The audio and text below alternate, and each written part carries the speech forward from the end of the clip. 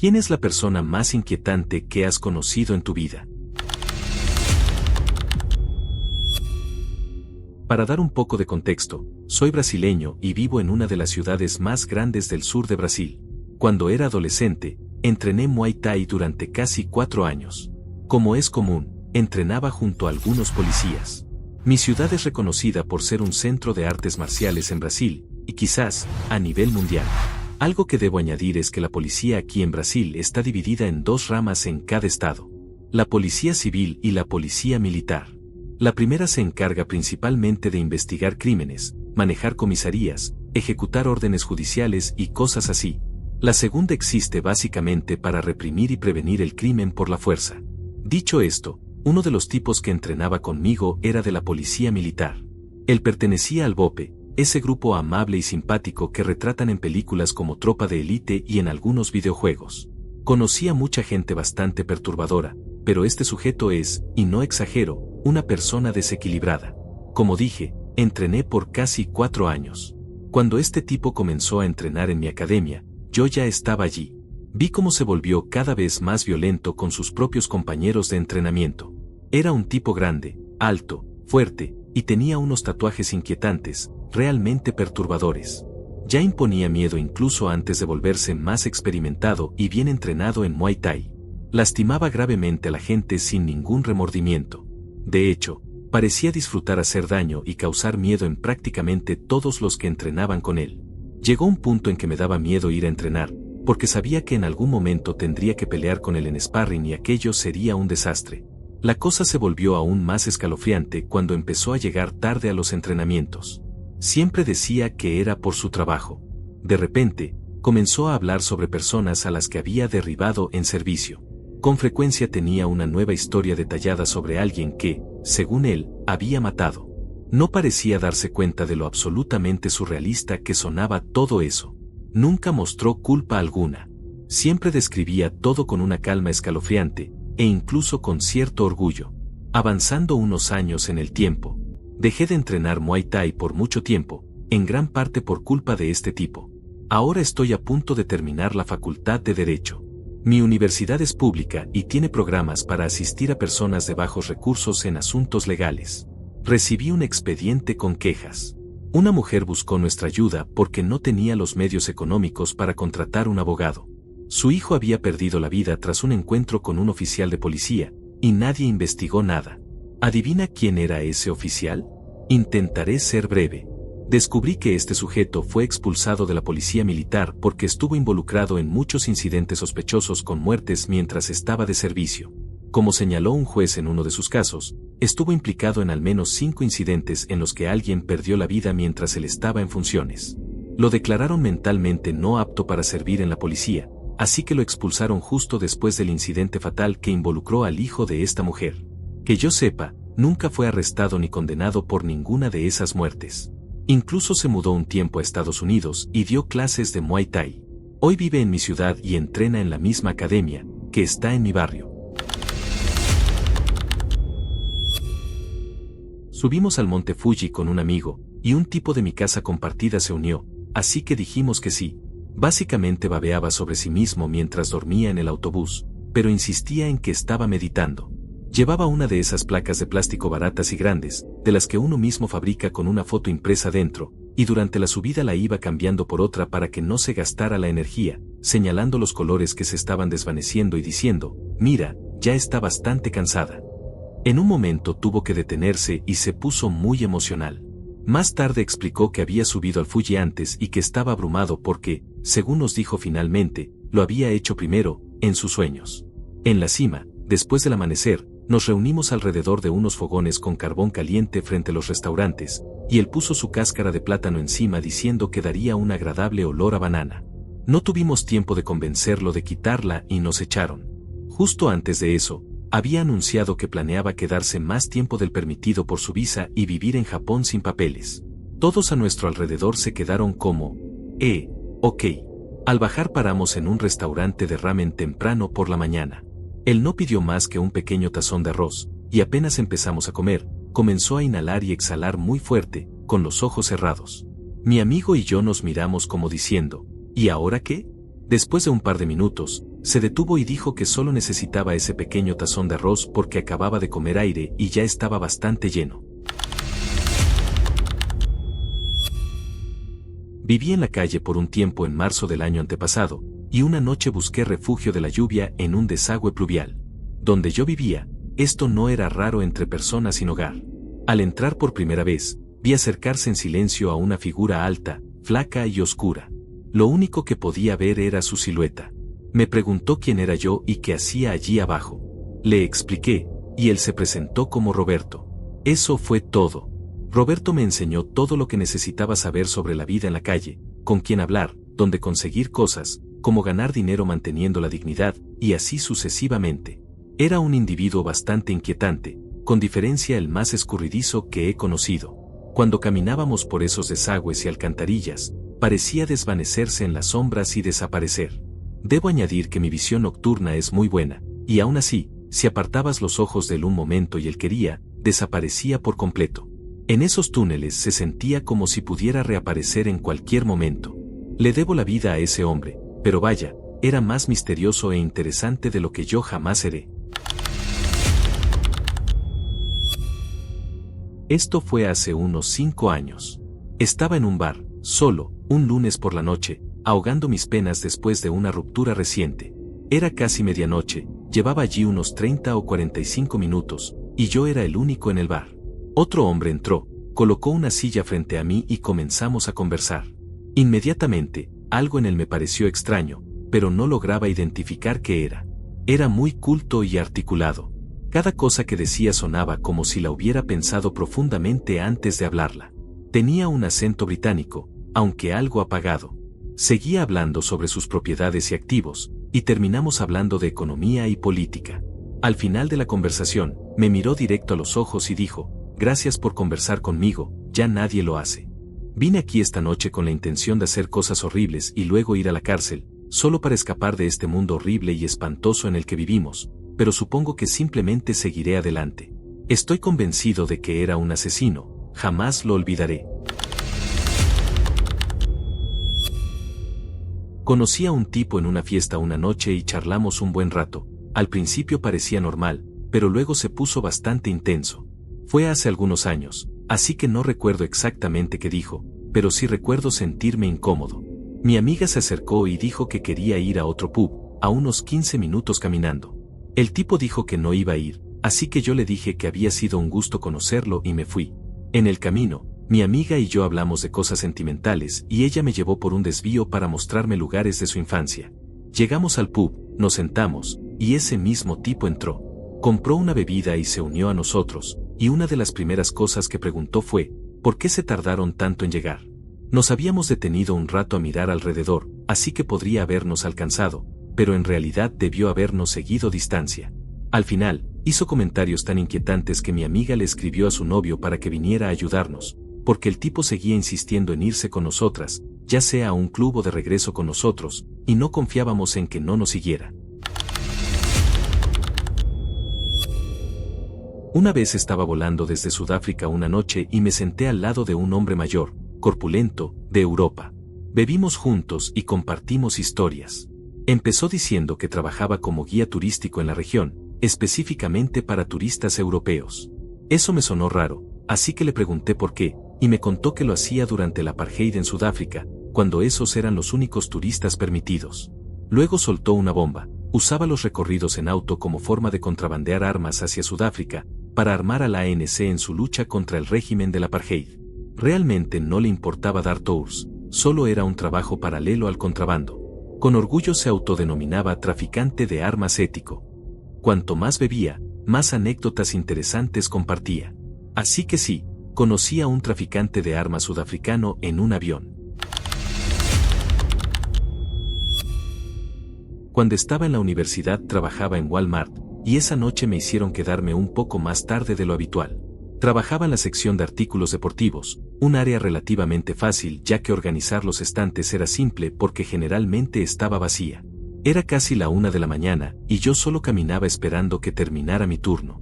Mientras me dirigía hacia la sección exclusiva para empleados, una de las reponedoras nocturnas, una mujer asiática de mediana edad, me dijo: «Oye, un cliente necesita ayuda con las navajas de bolsillo». Antes de irse añadió, buena suerte. Cuando llegué al mostrador, entendí por qué. Había un hombre alto y delgado, con lo que parecían rastas desordenadas, y llevaba un abrigo grueso y viejo, lo cual era extraño porque hacía demasiado calor para llevar uno. Me ofrecí a ayudarlo y me preguntó, ¿qué tan filoso es ese cuchillo? Señalando nuestro Bowie Naif más grande. Respondí, no estoy seguro, probablemente bastante filoso. Luego preguntó con calma, ¿crees que podría cortarle las manos a alguien con esto? La pregunta me incomodó muchísimo. Solté una risa nerviosa y dije, probablemente. Me pidió verlo, y como los clientes solían pedir ver las navajas de exhibición, nunca lo pensé demasiado. Le dije que sí, pero al buscar debajo del mostrador no encontré las llaves. A veces estaban en la oficina del gerente, así que aproveché para alejarme y decirle a la gerencia que no me sentía cómodo ayudando a ese cliente. Caminé hacia la parte trasera, que estaba vacía en ese momento. Revisé la oficina del gerente, pero las llaves no estaban allí. Me pregunté si debía marcar mi salida e irme de inmediato, o si debía regresar y atender al hombre de todos modos. Decidí volver y decirle que no podía encontrar las llaves. Él seguía allí, esperando pacientemente. Le expliqué la situación y me miró decepcionado. Me preguntó si estaba seguro, y fingí volver a buscar. Esta vez encontré las llaves, pero me las guardé en el bolsillo y le dije que aún no aparecían. Se fue sin decir nada, y yo me apresuré a marcar mi salida. Al salir de la tienda, lo volví a ver, sentado con las piernas cruzadas en el suelo, en la parte vacía del estacionamiento donde solían cerrar la entrada temprano. Llamé a uno de los guardias del estacionamiento y le pedí que vigilara al hombre. Me dijo que ya habían llamado a la policía y que los oficiales estaban en camino. Me fui a casa después de eso, pero aún me pregunto qué habría pasado si le hubiera entregado el cuchillo. Lo llamaba John el mentiroso. Era un compañero de trabajo mío en la universidad, en una tienda de artículos deportivos. Mentía sobre absolutamente todo, no solo adornando historias o agregando algún detalle extra, sino inventando mentiras descaradas. Mentía incluso sobre lo que había comido en el almuerzo, aunque yo lo había visto comerlo. Le dijo nuestro gerente que su padre era un marine de 1,95 metros que ayudó a atrapar a Osama Bin Laden, y una hora después me dijo que su papá era cuadripléjico y lo había sido durante 30 años. Luego afirmó que había recibido una autorización especial de la administración para tomar 24 créditos en un semestre como estudiante de biología, y más tarde descubrí que en realidad todavía estaba en la preparatoria. Era absolutamente psicótico. Finalmente tuve que enfrentarlo cuando empezó a dar a los clientes especificaciones completamente falsas sobre todas las armas que vendíamos. Él simplemente mintió más y dijo que yo estaba equivocado, o que lo había malinterpretado. Al final, pedí a mi supervisor que me cambiara de turno porque ya no lo soportaba. Antes de seguir con la siguiente historia, quiero deciros que ya hemos llegado a los 500 suscriptores. Para mí, sería un sueño llegar a monetizar el canal para poder traeros más y mejores historias. Así que, por favor dale like y suscríbete para poder llegar a los 1000 suscriptores. Gracias a todos, os lo agradezco. Vamos con la siguiente historia. Una vez, durante unas vacaciones con mi esposa, hablé con una mujer sin hogar, porque estaba borracho y pensé que sería una buena idea. Ella estaba convencida de que el mundo era una película, y no paraba de preguntarme si yo sabía cómo iba a terminar. Decía que todos éramos actores en esa película.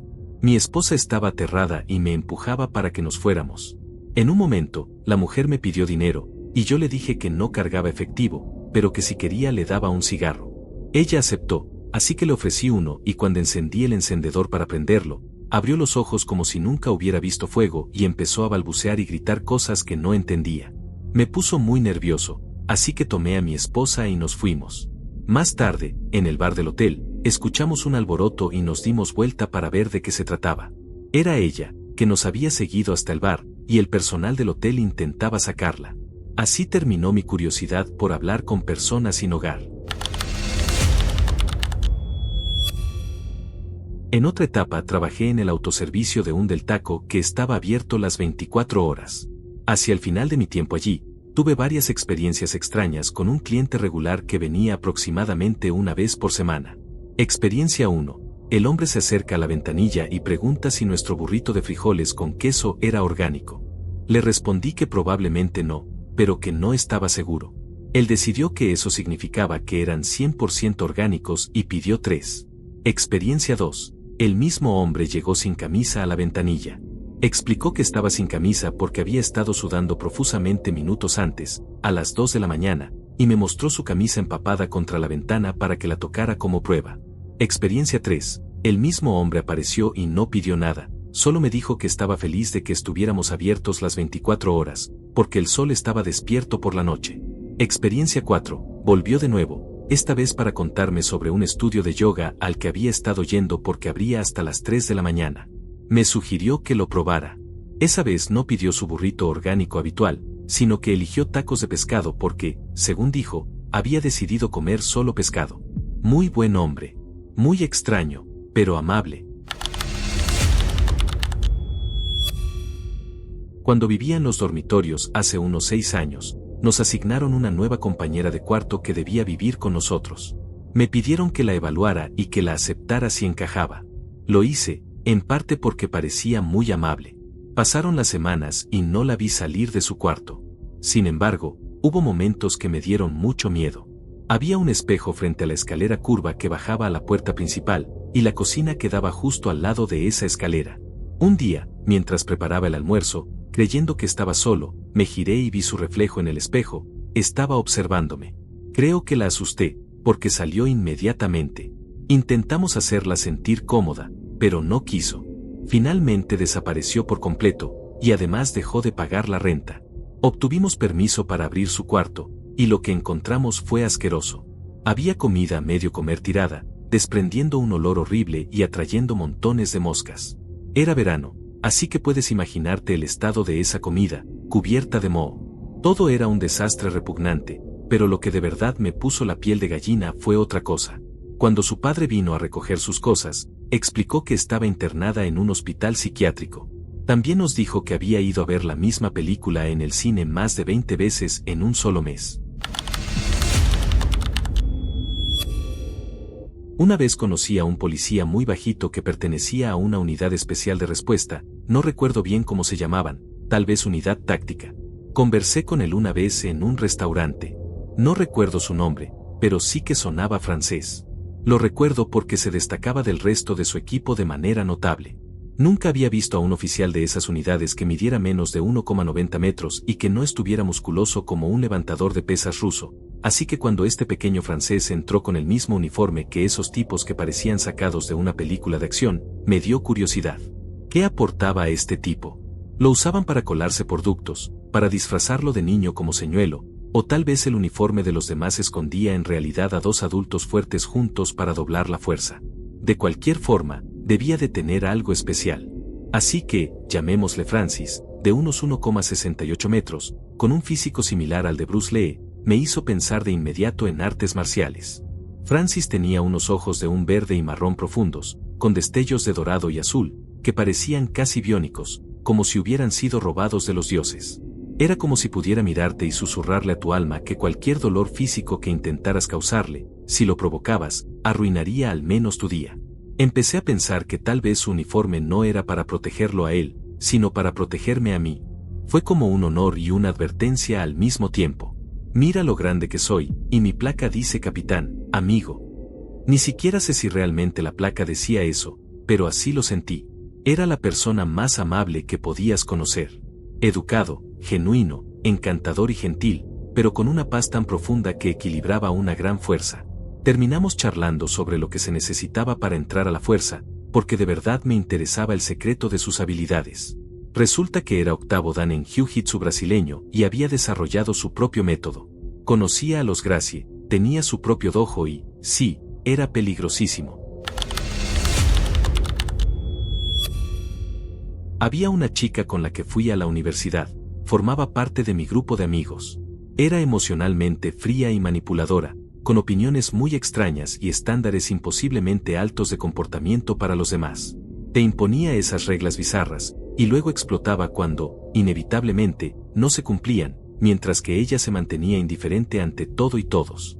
Las cosas finalmente llegaron a un punto crítico entre nosotras. Ella intentó volver a todos nuestros amigos en mi contra y fue increíblemente vengativa, de una forma que me asustó. Tal vez típico drama de adolescentes, pero incluso entonces sentía que algo andaba muy mal, como una advertencia instintiva de que debía mantenerme alerta cerca de ella. La vi de forma esporádica durante mis 20 años, porque aún mantenía contacto con algunos amigos en común. Cada vez, esa sensación en el estómago volvía, y se confirmaba por su comportamiento y las historias sobre lo que había estado haciendo. Siempre el mismo patrón, imponía estándares raros a un nuevo amigo o pareja, los rechazaba cuando no cumplían, luego se hacía la víctima y buscaba venganza. Es difícil de explicar si nunca has conocido a alguien así, pero es como cuando tu instinto te grita que estás cerca de un depredador, esa frialdad en su mirada, como ojos de tiburón. Por suerte, hace años que no tengo contacto con ella. Sin embargo, creo que encontré su cuenta en una red social recientemente, una coincidencia inquietante. Las publicaciones incluían detalles específicos que casi con certeza apuntan a que es ella. No ha cambiado. Sus nuevos objetivos son sus suegros, su empleador y algunos amigos más. Leer esas publicaciones fue como recibir un balde de agua fría. Han pasado 20 años y aún me afecta a esa persona. En mi opinión, es una psicópata, la única que he conocido. La reacción física que tenía al estar cerca de ella era visceral e instintiva. Estaba entrenando en un gimnasio bastante concurrido, pero esa noche solo había otra persona porque era muy tarde. Él se empeñó en usar únicamente el equipo justo detrás de mí, y cada vez que yo me cambiaba a otra máquina, él me seguía y se ponía en la que estaba detrás. Después de que pasó varias veces, empecé a escribirle mensajes a mi novio diciéndole que me estaba incomodando, porque estaba sola en el edificio con ese tipo. El gimnasio tenía una pared entera de espejos, así que podías ver toda la sala. Miré hacia arriba al espejo mientras escribía, y el hombre estaba parado detrás de mí, leyendo mi mensaje por encima de mi hombro.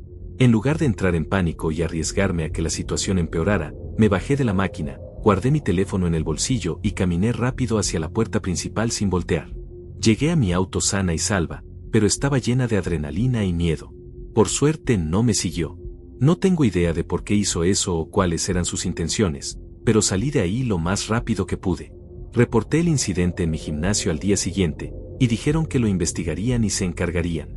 Nunca lo volví a ver, gracias a Dios.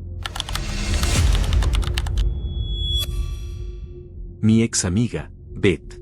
Estoy eliminando un montón de detalles, pero en resumen, ella inventó toda una versión alternativa de su vida para adaptarse a lo que pensaba que me ayudaría a ser su amiga. No fueron más de 2 años de amistad antes de que la descubriera. Era una loca. Nada de lo que me contó sobre sí misma era verdad. Peor aún, la verdad es que era una sociópata total, capaz de cosas como poner azúcar en el tanque de gasolina de la moto de nieve de su exesposo, entre otros crímenes. Ahora soy amigo de ese exmarido, que se volvió a casar. Aunque no hablamos de ella directamente, a veces él cuenta cosas de su pasado y yo pienso, eso no es lo que Beth me dijo, y terminamos comparando detalles. Se ha vuelto inquietante descubrir la cantidad de mentiras que inventó y la cantidad de detalles pequeños e irrelevantes que fabricaba. La actual esposa de su ex está sufriendo de una enfermedad desconocida. Ha ido a la clínica Mayo, y siendo enfermera tampoco ha podido obtener un diagnóstico. Se está debilitando y enfermando cada vez más. Tal vez veo demasiadas series de crímenes, pero nuestra broma recurrente es que Beth la está envenenando con anticongelante. Ahora el novio de Beth, el mismo por el que dejó a su marido, está desaparecido. Beth dice que está en un hospital a 1:30 de distancia. De repente, cambia la historia y dice que está en un hospital a 4 horas. Han estado juntos durante años.